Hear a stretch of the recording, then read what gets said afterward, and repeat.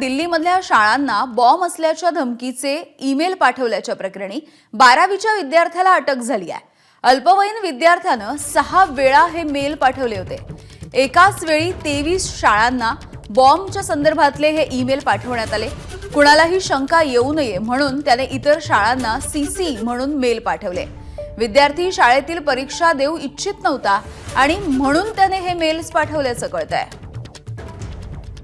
सोमेश कोलगे आमचे प्रतिनिधी आहेत आपल्या सोबत। सोमेश, आपल्याला सर्वांना माहिती आहे की गेल्या वर्षभरात म्हणजे 2024 मध्ये जवळपास 3 वेळा अशा घटना घडल्या की दिल्लीतील शाळांना बॉम्ब असल्याचे ईमेल पाठवण्यात आले होते।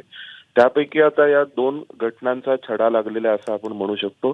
त्यापैकी एकदा 2 विद्यार्थ्यांनीच असा प्रकार केल्याचं समजलं होतं आणि आता एका प्रकरणामध्ये 12वीच्या एका विद्यार्थ्याने असा प्रकार केल्याचं समजतंय।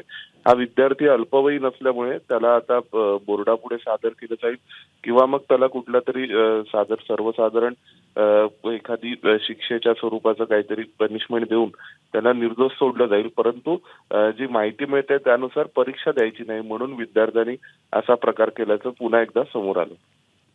अगदी धन्यवाद सोमेश या माहितीसाठी।